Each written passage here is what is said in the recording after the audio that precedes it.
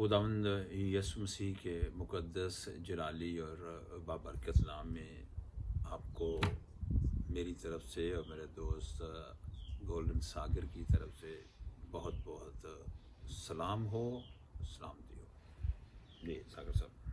हाँ जी, मेरे वालों गोल्डन सागर ते पास्टर नाजीर वालों साਰਿਆਂ ਨੂੰ ਪਿਆਰ ਭਰੀ ਜੈ ਮਸੀਹ ਦੀ ਪ੍ਰੇਤਲਾਰ। ਤੇ ਅੱਜ ਦਾ ਜਿਹੜਾ ਸਾਡਾ ਕਾਰਿਕ੍ਰਮ ਹੈ, ਸਾਡੀ ਕੋਸ਼ਿਸ਼ ਹੈ ਕਿ ਜਿਸ ਤਰ੍ਹਾਂ ਰਾਤ ਅਸੀਂ ਵਾਕ ਕਰਨ ਗਏ ਸੀ ਤੇ ਕੁਦਰਤੀ ਮੇਰੇ ਜਹਿਨ ਦੇ ਵਿੱਚ ਇੱਕ ਸਵਾਲ ਆਇਆ ਕਿ ਪਾਸਟਰ ਜੀ ਕਈ ਮੇਰੇ ਫਰੈਂਡਸ ਜਿਹੜੇ ਹੈਗੇ ਨਾ, ਉਹ ਪ੍ਰੇ ਦੇ ਵਿੱਚ ਜਦੋਂ ਪ੍ਰਾਰਥਨਾ ਕਰਦੇ ਆ ਜਾਂ ਆਪਣੀ ਹਮਦੋਸਨਾ ਕਰਦੇ ਨਾ, ਉਹਨਾਂ ਨੂੰ ਪ੍ਰੇ ਦੇ ਜਦੋਂ ਉਹਨਾਂ ਕਹੀ ਪ੍ਰੇ ਕਰੋ ਤੇ ਉਹ ਹਿਚਕਚਾ ਜਾਂਦੇ ਆ, ਉਹਨਾਂ ਨੂੰ ਪਤਾ ਨਹੀਂ ਲੱਗਦਾ ਕਿ ਪ੍ਰੇ ਸ਼ੁਰੂ ਕਿੱਦਾਂ ਕਰਨੀ ਹੈ। ਤੇ ਮੈਨੇ ਫਿਰ ਰਾਤ ਮੇਰੇ ਦਿਮਾਗ ਦੇ ਵਿੱਚ ਆਇਆ, ਕਿਉਂ ਨਾ ਮੈਂ ਕਿਹਾ ਪਾਸਟਰ ਜੀ ਤੁਸੀਂ ਮੈਨੂੰ ਨਾ ਇਹਦੇ ਬਾਰੇ ਥੋੜ੍ਹੀ ਰੌਸ਼ਨੀ ਪਾਓ, ਮੈਨੂੰ ਦੱਸੋ ਕਿ ਪ੍ਰੇ ਸਟਾਰਟ ਕਿਵੇਂ ਕਰਨੀ ਆ, ਪ੍ਰੇ ਦੇ ਕਿੰਨੇ ਪੋਰਸ਼ਨ ਹੁੰਦੇ ਆ, ਪ੍ਰੇ ਮਤਲਬ ਕਿ ਜਿਹੜੀ ਮੁਕੰਮਲ ਪ੍ਰੇ ਜਿਹਨੂੰ ਕਹਿੰਦੇ ਆ ਕਿ ਕਿੰਨੇ ਪੋਰਸ਼ਨ ਹੁੰਦੇ ਆ, ਕੀ ਹਿਸਾਬ ਕਿਤਾਬ ਆ, ਕਿੱਦਾਂ ਪਤਾ ਲੱਗਦਾ ਕਿ ਹਾਂ ਪਰਮੇਸ਼ਵਰ ਦੀ ਅਸੀਂ ਨੇ ਪਰਮੇਸ਼ਵਰ ਨੂੰ ਮਹਿਮਾ ਦੇਣੀ ਆ, ਉਹ ਤੋਂ ਪਰਮੇਸ਼ਵਰ ਤੋਂ ਅਸੀਂ ਮੰਗਣਾ ਆ, ਕੀ ਮੰਗਣਾ, ਕਿਸ ਤਰ੍ਹਾਂ, ਉਹ ਚੀਜ਼ ਬਾਰੇ ਮੈਂ ਚਾਹੁੰਦਾ ਕਿ ਅੱਜ ਤੁਸੀਂ ਨਾ ਜਿਹੜੇ ਸਾਡੇ ਵਿਊਅਰਸ ਨੇ ਜਿਹੜੇ ਸਾਡੇ ਜਿੰਨੇ ਵੀ ਸਿਰਫ ਇਹ ਨਹੀਂ ਕਿ ਤੁਸੀਂ ਸਵਾਲ ਕੀਤਾ, ਮੈਨੂੰ ਬਹੁਤ ਸਾਰੇ ਮੇਰੇ ਦੋਸਤ ਜਿਹੜੇ ਨੇ ਉਹਨਾਂ ਕਹਿੰਦੇ ਨੇ ਕਿ ਦੁਆ ਕਰੋ, ਤੇ ਜਦੋਂ ਉਹਨਾਂ ਨੂੰ ਕਹੀਏ ਦੁਆ ਕਰਨ ਵਾਸਤੇ ਤੇ ਉਹ ਕਹਿੰਦੇ ਨੇ ਤੁਸੀਂ ਖੁਦ ਹੀ ਦੁਆ ਕਰੋ। ਮੈਨੂੰ ਯਾਦ ਆਉਂਦਾ ਹੈ ਕਿ ਇੱਕ ਨਵਾਂ ਜਦੋਂ ਮੈਂ ਖਿਦਮਤ 'ਚ ਆਇਆ, ਬੜੇ ਸਾਲ ਪਹਿਲਾਂ ਦੀ ਗੱਲ ਹੈ, ਕੁਛ 28-29 ਸਾਲ ਪਹਿਲਾਂ ਦੀ ਗੱਲ ਹੈ, ਤੇ ਮੈਂ ਕਲੀਸਿਆ 'ਚ ਪਾਦਰੀ ਸਾਂ। ਤੇ ਜਦੋਂ ਮੈਂ ਉੱਥੇ ਪਾਦਰੀ ਸਾਂ ਤੇ ਮੈਂ ਇੱਕ ਕਲੀਸਿਆ ਦੇ ਬਜ਼ੁਰਗ ਹੀ ਸਨ, ਅਤੇ ਹਕੀਕਤ ਦੀ ਗੱਲ ਹੈ ਉਹ ਬੜੇ ਰੈਗੂਲਰ ਚਰਚ ਆਉਂਦੇ ਹਨ, ਠੀਕ ਠਾਕ ਸਨ। ਅਤੇ ਮੈਨੂੰ ਅਜੇ ਮੈਂ ਨਵਾਂ ਸਾਂ, ਮੇਰਾ ਫਿਰ ਦੂਸਰਾ ਪਹਿਲਾਂ ਦੂਸਰਾ ਹਫ਼ਤਾ ਸੀ। ਦੁਆ ਦੇ ਦੌਰਾਨ ਨਾ ਤੇ ਮੈਂ ਉਹਨਾਂ ਨੂੰ ਕਿਹਾ ਕਿ ਤੁਸੀਂ ਦੁਆ ਕਰੋ। ਉਹਨਾਂ ਨੂੰ ਕਿਹੜੇ ਬਹੁਤ ਪੁਰਾਣੇ ਪੁਰਾਣੇ ਸਨ, ਚਰਚ ਸਨ, ਬੜੇ ਨਾ ਚਰਚ ਦੇ ਬੜੇ ਰੈਗੂਲਰ ਮੈਂਬਰ ਸਨ। ਦੈ ਯਕੀਨ ਚੰਦੇ ਹਰ ਵਾਰੀ ਹਰ ਹਫ਼ਤੇ ਨੂੰ, ਹਰ ਸੈਚਰਡੇ ਨੂੰ ਚਰਚ ਆਉਣਾ, ਕੋਈ ਕਹਦਾ ਸਾਰੀ ਫੈਮਿਲੀ ਆਉਂਦੀ ਸੀ। ਅਤੇ ਮੈਂ ਉਹਨਾਂ ਨੂੰ ਕਿਹਾ, ਮੈਂ ਹਾਂ ਜੀ ਤੁਸੀਂ ਦੁਆ ਕਰੋ। ਅਤੇ ਉਹ ਪਹਿਲਾਂ ਤਾਂ ਚੁੱਪ ਕੀਤਾ ਰਿਹਾ ਬੰਦਾ, ਉਹਨੇ ਨਹੀਂ ਦੁਆ ਕੀਤੀ, ਰੋਤਾ ਰਿਹਾ। ਅਤੇ ਮੈਨੂੰ ਕਿਉਂਕਿ ਮੈਂ ਵੀ ਅਜੇ ਨਵਾਂ ਸਾਂ, ਜੇ ਬੱਚਾ ਸਾਂ, ਮੈਨੂੰ ਕਹਿ ਲਓ ਕਿ ਅਜੇ ਨੌਜਵਾਨ ਸਾਂ, ਤਜਰਬਾ ਨਹੀਂ ਸੀ ਨਾ।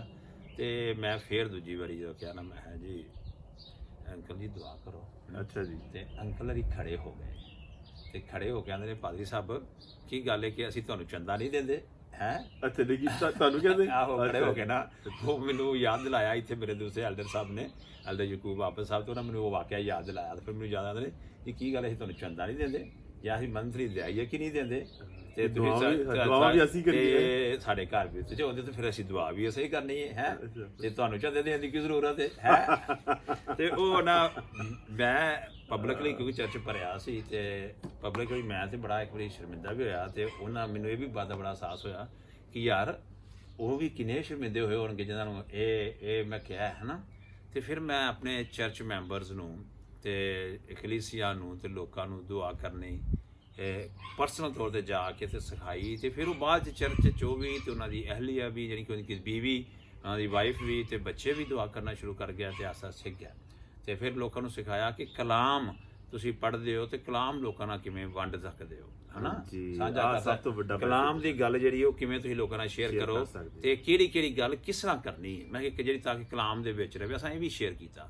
ਅਤੇ ਅਸੀਂ ਸੋਚਦੇ ਪਿਆ ਕਿ ਅਸੀਂ ਉਹ ਵੀ ਗੱਲਾਂ ਤੁਹਾਡੇ ਨਾਲ ਆਸਤਾ ਕਰਾਂਗੇ ਅਤੇ ਸਿੱਖਾਂਗੇ ਤਾਂ ਕਿ ਅਸੀਂ ਨਾ ਇੱਕ ਦੂਜੇ ਤੋਂ ਕਲਾਮ ਦੀਆਂ ਗੱਲਾਂ ਸਿੱਖ ਸਕੀਏ। ਅਤੇ ਅੱਜ ਅਸੀਂ ਜਿਹੜੀ ਗੱਲ ਕੀਤੀ ਕਿ ਜਿਵੇਂ ਯਿਸੂ ਮਸੀਹ ਨੇ ਆਪਣੇ ਸ਼ਾਗਿਰਦਾਂ ਨੂੰ ਦੁਆ ਸਿਖਾਈ ਸੀ ਨਾ ਸਾਗਰ ਸਾਹਿਬ, ਅੱਜ ਅਸੀਂ ਉਸ ਤਰ੍ਹਾਂ ਸਿੱਖਣਾ ਕਿ ਅਸੀਂ ਕਿਵੇਂ ਦੁਆ ਕਰਨੀ ਹੈ, ਅਤੇ ਦੁਆ ਦੇ ਵਿੱਚ ਕਿਹੜੇ ਖਾਸ ਨੁਕਤੇ ਨੇ ਜਿਨ੍ਹਾਂ ਦਾ ਖਿਆਲ ਰੱਖਿਆ ਜਾਣਾ ਹੈ, ਜਿਹਦੇ ਤਾਂ ਕਿ ਜਦੋਂ ਅਸੀਂ ਦੁਆ ਕਰੀਏ ਅਤੇ ਕਿਸ ਤਰ੍ਹਾਂ ਦੁਆ ਕਰੀਏ, ਕਿਹੜੇ ਨੁਕਤੇ ਨੇ ਉਹਨਾਂ ਦਾ ਖਿਆਲ ਰੱਖ ਕੇ ਅਤੇ ਕਿਹੜੀ ਤਰਤੀਬ ਦੇ ਨਾਲ ਅਸੀਂ ਦੁਆ ਕਰ ਸਕੀਏ।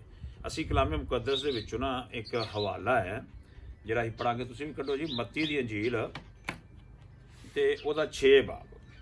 ਮੱਤੀ ਦੀ ਅੰਜੀਲ ਦੇ 6 ਬਾਬ ਦੇ ਵਿੱਚੋਂ ਅਸੀਂ ਪੜ੍ਹਨਾ ਉਹਦੀ 5 ਆਇਤ ਤੋਂ ਲੈ ਕੇ, ਅਤੇ ਮੈਂ ਉਹ ਤੁਹਾਡੇ ਸਾਹਮਣੇ ਉਹਦੀ 14 ਆਇਤ 15 ਆਇਤ ਨਾਲ ਪੜ੍ਹਨਾ। 32:5।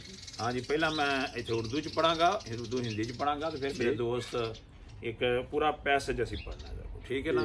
6 ਤੋਂ ਹੀ हाँ, 6 बाब दी 5 आयत तो लैके 32:5 6 बाब दी 5 आयत तो लैके ते चलो जी तुसी पढ़ो पहला पंजाबी दे ਮੈਂ विच। ਪੰਜਾਬੀ ਚ ਪੜ੍ਹ ਰਿਹਾ ਜੀ। ਜਦੋਂ ਤੁਸੀਂ ਪ੍ਰਾਰਥਨਾ ਕਰੋ ਤਾਂ ਕਪਟੀਆਂ ਵਾਂਗ ਨਾ ਕਰੋ, ਕਿਉਂਕਿ ਉਹ ਰਾਹਾਂ ਦੇ ਖੂੰਜਿਆਂ ਅਤੇ ਪ੍ਰਾਰਥਨਾ ਸਥਾਨਾਂ ਵਿੱਚ ਖੜੇ ਹੋ ਕੇ ਪ੍ਰਾਰਥਨਾ ਕਰਨੀ ਪਸੰਦ ਕਰਦੇ ਹਨ ਤਾਂ ਕਿ ਲੋਕ ਉਹਨਾਂ ਨੂੰ ਵੇਖਣ। ਮੈਂ ਤੁਹਾਨੂੰ ਸੱਚ ਆਖਦਾ ਹਾਂ ਕਿ ਉਹ ਆਪਣਾ ਫਲ ਪਾ ਚੁੱਕੇ ਹਨ। ਪਰ ਜਦੋਂ ਤੁਸੀਂ ਪ੍ਰਾਰਥਨਾ ਕਰੋ ਤਾਂ ਆਪਣੇ ਕਮਰੇ ਵਿੱਚ ਜਾਓ, ਬੂਹੇ ਬੰਦ ਕਰੋ ਅਤੇ ਆਪਣੇ ਪਿਤਾ ਅੱਗੇ ਪ੍ਰਾਰਥਨਾ ਕਰੋ ਕਿ ਗੁਪਤ ਸਥਾਨ ਵਿੱਚ ਹੈ, ਜਿਹੜਾ ਕਿ ਗੁਪਤ ਸਥਾਨ ਵਿੱਚ ਹੈ। ਜੋ ਕੰਮ ਗੁਪਤ ਕੀਤੇ ਜਾਂਦੇ ਹਨ ਤੁਹਾਡਾ ਪਿਤਾ ਉਹ ਵੇਖਣ ਦੇ ਯੋਗ ਹੈ, ਉਹ ਤੁਹਾਨੂੰ ਫਲ ਦੇਵੇਗਾ। ਜਦੋਂ ਤੁਸੀਂ ਪ੍ਰਾਰਥਨਾ ਕਰੋ ਤਾਂ ਤੁਸੀਂ ਉਹਨਾਂ ਲੋਕਾਂ ਵਾਂਗ ਨਾ ਕਰੋ ਜੋ ਪਰਮੇਸ਼ਵਰ ਨੂੰ ਨਹੀਂ ਜਾਣਦੇ। ਉਹ ਅਰਥਹੀਣ ਗੱਲਾਂ ਆਖਣੀਆਂ ਜਾਰੀ ਰੱਖਦੇ ਹਨ। ਉਹ ਸੋਚਦੇ ਹਨ ਪ੍ਰਾਰਥਨਾ ਉਹਨਾਂ ਨੂੰ ਸੁਣੇਗਾ, ਕਿਉਂਕਿ ਪਰਮੇਸ਼ਵਰ ਉਹਨਾਂ ਨੂੰ ਸੁਣੇਗਾ, ਕਿਉਂਕਿ ਉਹ ਵੱਧ ਬੋਲਦੇ ਹਨ। ਜੋ ਤੁਸੀਂ ਉਹਨਾਂ ਵਰਗੇ ਨਾ ਹੋਵੋ, ਕਿਉਂਕਿ ਤੁਹਾਡਾ ਪਿਤਾ ਤੁਹਾਡੇ ਮੰਗਣ ਤੋਂ ਪਹਿਲਾਂ ਹੀ ਜਾਣਦਾ ਹੈ ਕਿ ਤੁਹਾਨੂੰ ਕਿਸ ਵਸਤੂ ਦੀ ਲੋੜ ਹੈ। ਇਸ ਲਈ ਤੁਸੀਂ ਜਦ ਵੀ ਪ੍ਰਾਰਥਨਾ ਕਰੋ ਇਸ ਤਰੀਕੇ ਨਾਲ ਕਰੋ, ਸਵਰਗ ਵਿੱਚ ਸਾਡੇ ਪਿਤਾ, ਅਸੀਂ ਪ੍ਰਾਰਥਨਾ ਕਰਦੇ ਹਾਂ ਕਿ ਤੇਰਾ ਨਾਮ ਪਵਿੱਤਰ ਮੰਨਿਆ ਜਾਵੇ, ਤੇਰਾ ਰਾਜ ਆਵੇ, ਤੇਰੀ ਮਰਜ਼ੀ ਜਿਹੜੀ ਸਵਰਗ ਵਿੱਚ ਪੂਰਨ ਹੈ ਧਰਤੀ ਤੇ ਵੀ ਹੋਵੇ। ਅੱਜ ਸਾਨੂੰ ਭੋਜਨ ਦਿਓ ਜੋ ਸਾਨੂੰ ਹਰ ਰੋਜ਼ ਚਾਹੀਦਾ ਹੈ, ਅਤੇ ਤੁਸੀਂ ਸਾਡੇ ਪਾਪ ਮੁਆਫ ਕਰ ਦਿਓ ਜਿਵੇਂ ਕਿ ਅਸੀਂ ਉਹਨਾਂ ਨੂੰ ਮਾਫ ਕਰਦੇ ਹਾਂ ਜਿਹੜੇ ਸਾਨੂੰ ਬੁਰਾ ਕਰਦੇ ਹਨ। ਅਤੇ ਸਾਨੂੰ ਪਰਤਾਵੇ ਵਿੱਚ ਨਾ ਲਿਆਵੋ, ਸਗੋਂ ਦੁਸ਼ਟ ਤੋਂ ਬਚਾਵੋ, ਕਿਉਂਕਿ ਜੇਕਰ ਤੁਸੀਂ ਦੂਸਰੇ ਲੋਕਾਂ ਦੀਆਂ ਗਲਤੀਆਂ ਮਾਫ ਕਰ ਦੇਵੋਗੇ ਤਾਂ ਸਵਰਗ ਵਿੱਚ ਤੁਹਾਡਾ ਸੁਰਗੀ ਪਿਤਾ ਵੀ ਤੁਹਾਡੀਆਂ ਗਲਤੀਆਂ ਨੂੰ ਮਾਫ ਕਰ ਦੇਵੇਗਾ। ਪਰ ਜੇਕਰ ਤੁਸੀਂ ਉਹਨਾਂ ਲੋਕਾਂ ਦੀਆਂ ਗਲਤੀਆਂ ਮਾਫ ਨਹੀਂ ਕਰੋਗੇ ਤਾਂ ਸਵਰਗ ਵਿੱਚ ਤੁਹਾਡਾ ਪਿਤਾ ਵੀ ਤੁਹਾਡੀਆਂ ਗਲਤੀਆਂ ਮਾਫ ਨਹੀਂ ਕਰੇਗਾ। ਜਦੋਂ ਤੁਸੀਂ ਵਰਤ ਰੱਖੋ ਤਾਂ ਕਪਟੀਆਂ ਵਾਂਗ ਮੂੰਹ। ਬਸ ਥੈਂਕ ਯੂ ਵੈਰੀ ਮਚ।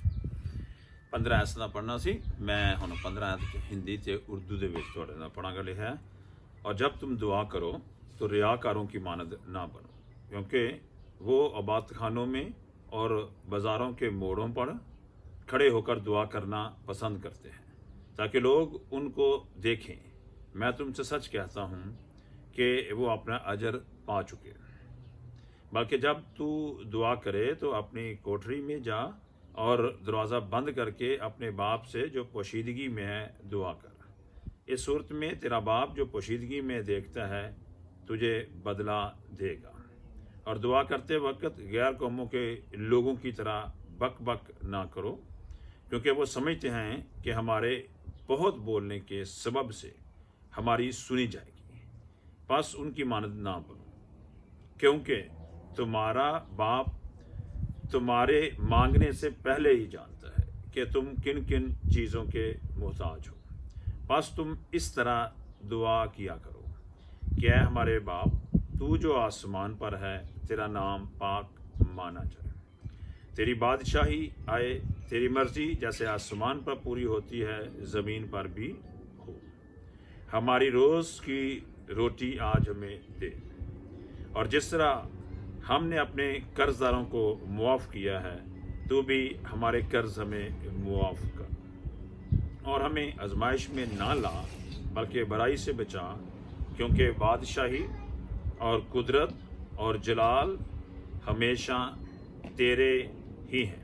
आमीन। इसलिए अगर तुम आदमियों के कसूर मुआफ़ करोगे तो तुम्हारा आसमानी बाप भी तुमको मुआफ़ करेगा, और अगर तुम आदमियों के कसूर मुआफ़ ना करोगे तो तुम्हारा बाप भी तुम्हारे कसूर मुआफ़ ना करेगा। खुदाम के कलाम के पढ़े और सुने जाने पर खुदाम की बरकत हो। आमीन। आज के जो विरद है, जो हवाला है, जो बाइबल मुक़द्दस की बात हमने पढ़ी है, उसमें बहुत सारी बातें हैं जिन पर हम बात कर सकते हैं, लेकिन हम जो है ना ख़ास तौर पर इसकी 8वीं और 9वीं आयत से आगे बात करेंगे। एक बात तो बड़ी अहम जानने वाली है जी। मैं कुछ ये कहना चाहता हूँ, ये तो जो कलाम मुक़द्दस बाइबल में जो लिखा गया है वो तो तकरीबन जो भी बाइबल पढ़ते हैं उनको ये जो पता ही है कि end of the prey meeting होती है तो हम ये पढ़ते हैं। जी, ये एक पैटर्न दिया गया है, एक नमूना दिखाया गया है कि यीशु मसीह ने हमें बताया है कि कैसे हमने दुआ करनी है, और दुआ के इसमें उन्होंने हमें ख़ास नुक्ते बताए हैं जिन पर हमने ख्याल करना है, ध्यान रखना है जब भी हम दुआ करते हैं, ठीक है ना। तो हम उन नुक्तों पर बात करना चाहते हैं जैसे मैंने पहले कहा था, लेकिन इससे पेशतर मैं 8वीं आयत कहना चाहता हूँ, ये हम जान जाएं कि जिस खुदा के हजूर हम जाते हैं ना दुआ करने के लिए, यहाँ लिखा है वो हमारे मांगने से पहले हमारी ज़रूरतों को जानता है, ठीक है। ये बात हमें हमेशा जाननी है।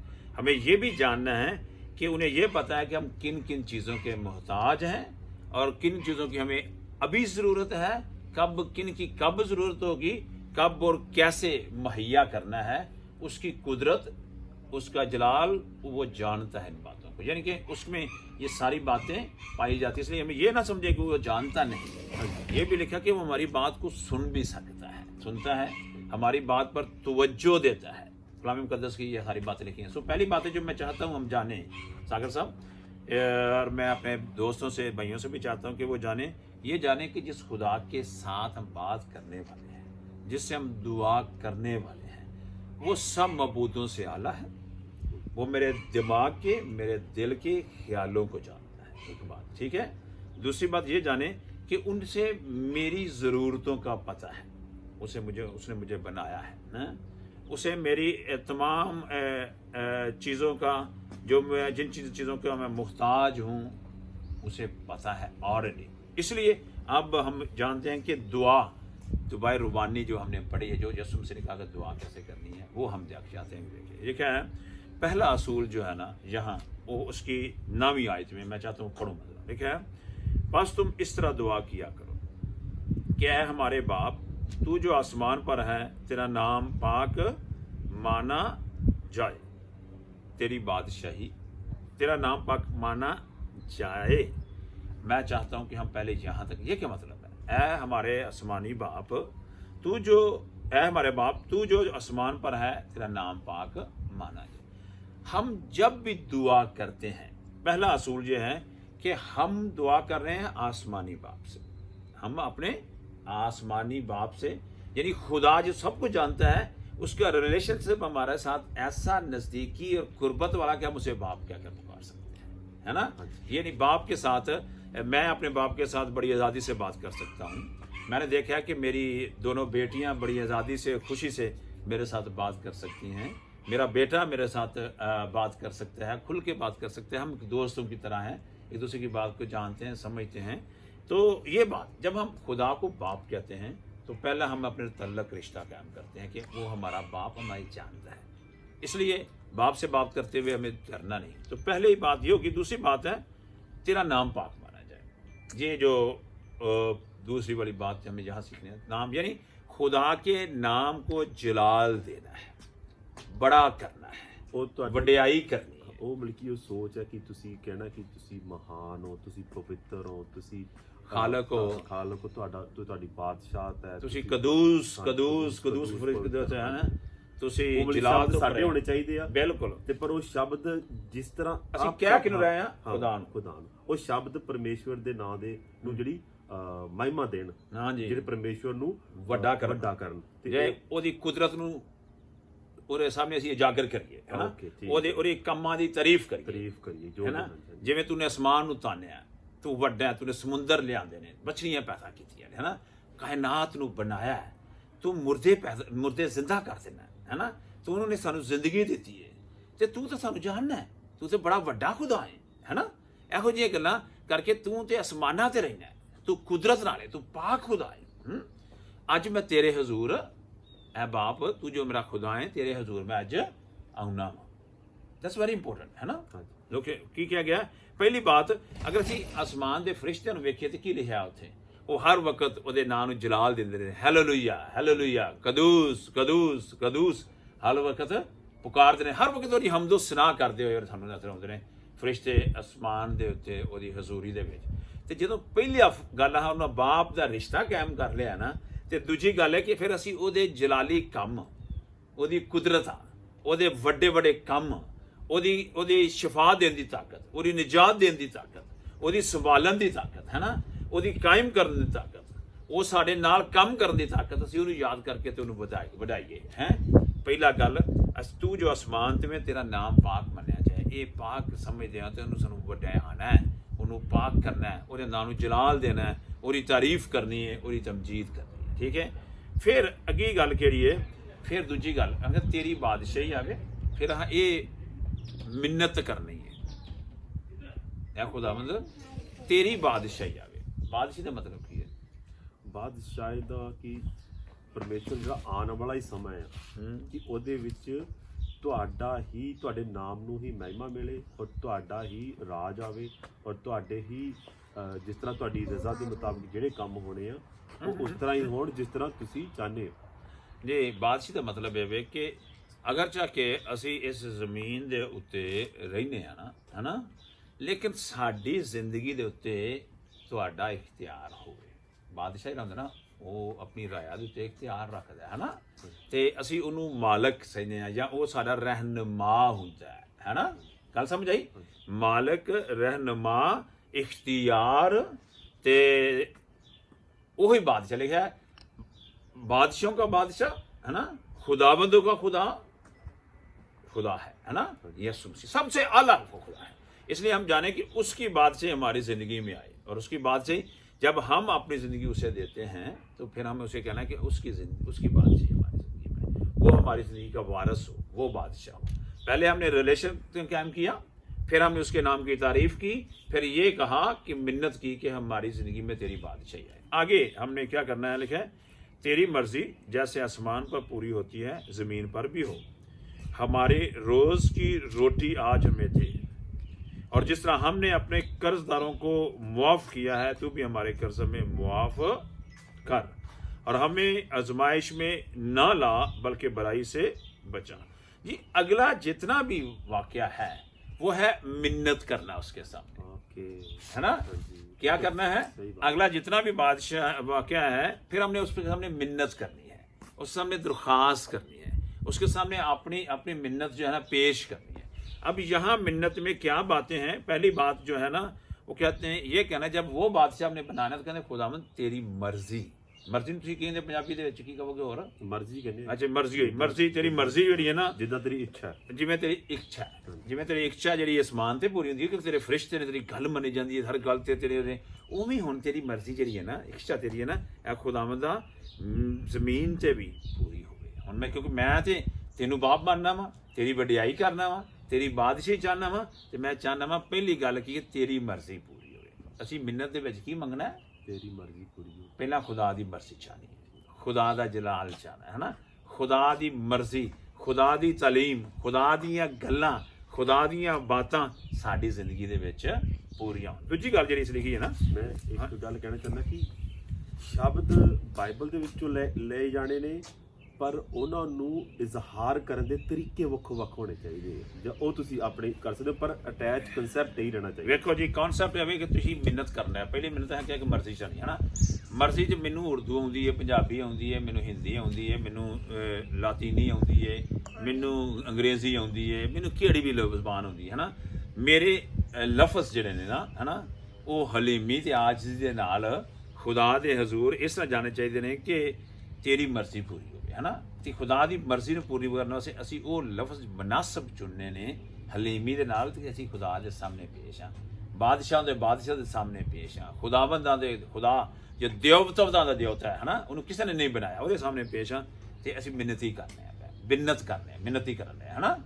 ਫਿਰ ਅਗਲੀ ਗੱਲ ਜਿਹੜੀ ਇਸ ਲਈ ਹੈ ਨਾ ਉਹਨੇ ਕਿਹਾ ਹਮਾਰੇ ਰੋਜ਼ ਕੀ ਰੋਟੀ ਹਮੇਂ ਦੇ ਫਿਰ ਇਹ ਪਹਿਲਾਂ ਮਰਜ਼ੀ ਫਿਰ ਹਮੇ ਆਪਣੀ ਜਿਹੜੀ ਜ਼ਰੂਰਤਾਂ ਨੇ ਨਾ ਉਹ ਪੂਰੀਆਂ ਕਰਨੀਆਂ ਵਾਸਤੇ ਜਿਹੜੀ ਸਾਡੀ ਜਿਵੇਂ ਸਾਨੂੰ ਜਿਹੜੀ ਮੁਹਤਾਜ ਆ ਅਸੀਂ ਚੀਜ਼ਾਂ ਚਾਹੀਦੀਆਂ ਸਾਨੂੰ ਰੋਟੀ ਚਾਹੀਦੀ ਰੋਟੀ ਦਾ ਮਤਲਬ ਇਹ ਨਹੀਂ ਕਿ ਸਿਰਫ ਖਾਣ ਵਾਲੀ ਰੋਟੀ ਦੀ ਗੱਲ ਕਰਨੇ ਆ ਸਾਡਾ ਕਾਰੋਬਾਰ ਹੈ ਨਾ, ਠੀਕ ਹੈ, ਸਾਡੀ ਨੌਕਰੀ, ਸਾਡੇ ਜਿੰਨੇ ਵੀ ਅਸੀਂ ਕਾਰੋਬਾਰ ਕਰਨੇ ਆ ਉਹਨਾਂ ਦੇ ਵਿੱਚ ਅਸੀਂ ਚਾਹੁੰਦੇ ਹਾਂ ਖੁਦਾਵੰਦਾ ਹੁਣ ਤੂੰ ਉਹਦੇ 'ਚ ਬਰਕਤ ਪਾ, ਅਸੀਂ ਮਿਹਨਤ ਕਰਨੇ ਆ ਪਿਆ, ਉਹਨਾਂ ਨੂੰ ਤੂੰ ਫਜ਼ਲ ਨਾਲ ਭਰ ਦੇ ਤੇ ਉਹਦਾ ਤੋਂ ਸਾਨੂੰ ਤੂੰ ਆਮਦਨੀ ਦੇ, ਹੈ ਨਾ, ਤਾਂ ਕਿ ਅਸੀਂ ਆਪਣੀ ਰੋਟੀ ਕਮਾ ਸਕੀਏ, ਹੈ ਨਾ, ਤਾਂ ਰੋਟੀ ਆ ਗਈ, ਹੈ ਨਾ। ਦੇਖੋ ਜੀ ਨੌਕਰੀ ਤੇ ਜਾਂਦੇ ਆ, ਅਸੀਂ ਖਿਦਮਤ ਕਰ ਰਹੇ ਹਾਂ, ਹੈ ਨਾ, ਅਸੀਂ ਕੰਮ ਕਰਨੇ ਆ ਪਿਆ, ਅਸੀਂ ਆਪਣਾ ਬਿਜ਼ਨਸ ਖੋਲਿਆ ਹੈ, ਜਿਹੜਾ ਮਰਜ਼ੀ ਬਿਜ਼ਨਸ ਹੈ, ਛੋਟੇ ਤੋਂ ਛੋਟਾ ਬਿਜ਼ਨਸ, ਵੱਡੇ ਤੋਂ ਵੱਡਾ ਬਿਜ਼ਨਸ, ਅਸੀਂ ਕਹਿਣ ਰਹੇ ਹਾਂ ਕਿ ਆ ਖੁਦਾਵੰਦਾ ਤੂੰ ਹੁਣ ਇਸ ਬਿਜ਼ਨਸ ਨੂੰ ਬਰਕਤ ਦੇ, ਹੈ, ਇਸ ਕੰਮ ਨੂੰ ਬਰਕਤ ਦੇ, ਹੈ ਨਾ, ਇਸ ਖਿਦਮਤ ਨੂੰ ਬਰਕਤ ਦੇ, ਹੈ,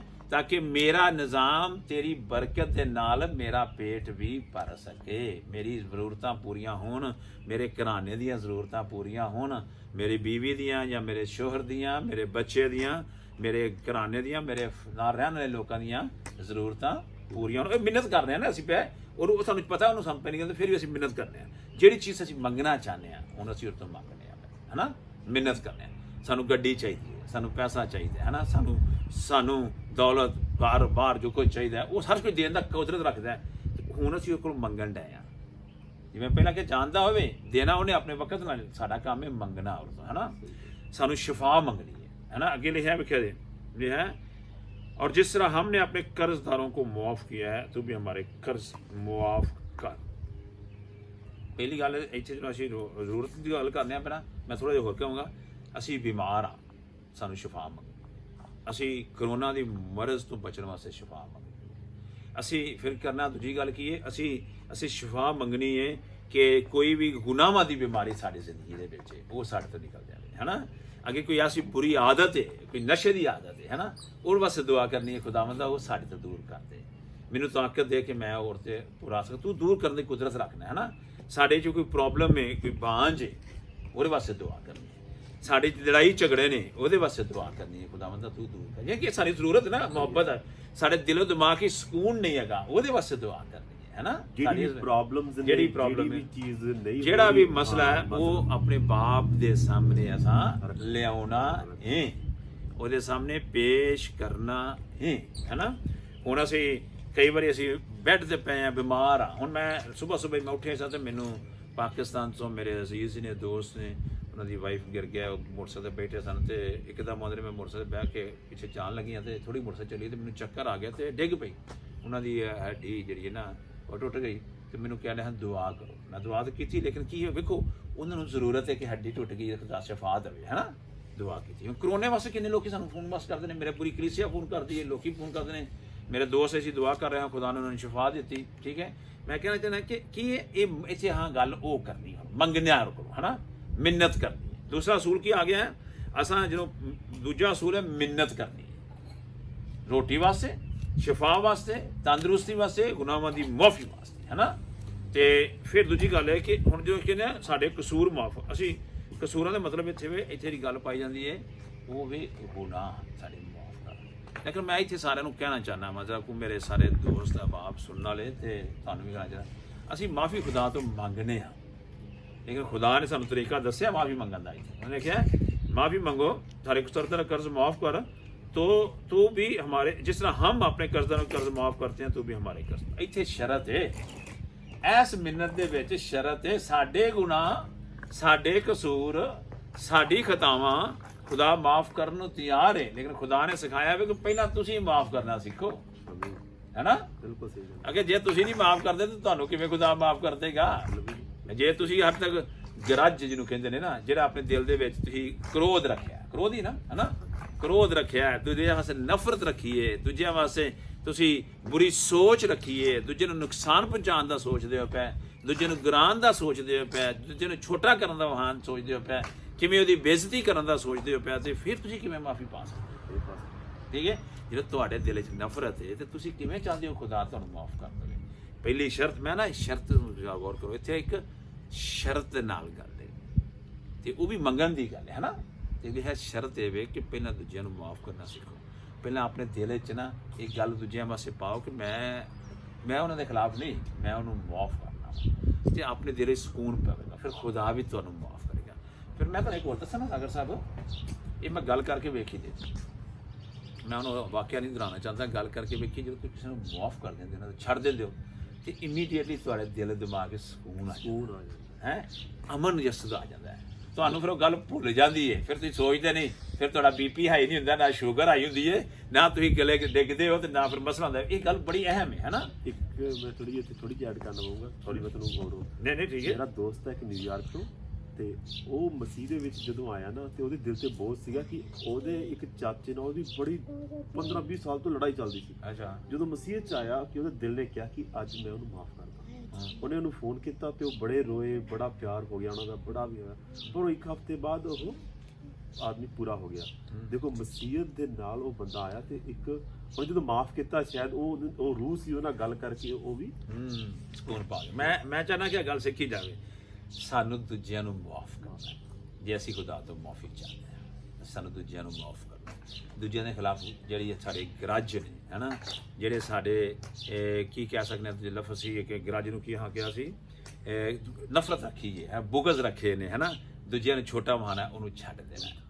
ਠੀਕ ਹੈ। ਅਗਲੀ ਗੱਲ ਜਿਹੜੀ ਹੈ ਨਾ, ਅਸੀਂ ਮੰਗਣ ਡਏ ਖੁਦਾ ਤੋਂ, ਫਿਰ ਇਹ ਹੈ ਹਮੇ ਅਜ਼ਮਾਇਸ਼ ਮੇਂ ਨਾ ਲਾ। ਫਿਰ ਅਸੀਂ ਇਹ ਕਰਨਾ ਹੈ, ਖੁਦਾਵੰਦਾ ਹੁਣ ਸਾਡੀ ਮਦਦ ਕਰ ਕਿ ਅਸੀਂ ਅਜ਼ਮਾਇਸ਼, ਸਾਨੂੰ ਪਤਾ ਅਜ਼ਮਾਇਸ਼ ਕੱਲ ਅਸੀਂ ਪੜ੍ਹਦੇ ਹਾਂ ਮੈਂ ਕਲਾਮ ਦੇ ਵਿੱਚੋਂ, ਅਜ਼ਮਾਇਸ਼ ਕਿਹਨੇ ਲਿਆਂਦੀ ਹੈ? ਕੜਵੇ ਦਾਣੇ ਕਿਹਨੇ ਬੋਏ ਨੇ? ਇਬਲੀਸ ਨੇ। ਤੇ ਖੁਦਾਵੰਦਾ ਸਾਨੂੰ ਸ਼ੈਤਾਨ ਤੋਂ ਬਚਾ, ਸਾਨੂੰ ਇਬਲੀਸ ਤੋਂ ਬਚਾ। ਅਸੀਂ ਉਹਦੀ ਮੁਕਾਬਲਾ ਕਰਨ ਜੋਗੇ ਨਹੀਂ ਦੇ, ਹੈ ਨਾ, ਸਾਡੇ 'ਚ ਕੁਦਰਤ ਨਹੀਂ ਹੈਗੀ, ਸਾਨੂੰ ਬਚਾ। ਕੀ ਕਹਿਣਾ ਖੁਦਾਵੰਦਾ ਸਾਨੂੰ ਅਜ਼ਮਾਇਸ਼ 'ਚ ਨਾ ਪਾ। ਯਾਰ ਮੈਂ ਰਾਤੀ ਵੀ ਗੱਲ ਕੀਤੀ ਸੀ, ਹੁਣ ਫਿਰ ਮੇਰੇ ਜ਼ਿਕਰ ਆ ਗਿਆ, ਜ਼ਾਹਨ 'ਚ ਆ ਗਿਆ ਅਯੂਬ ਨਬੀ ਨੂੰ।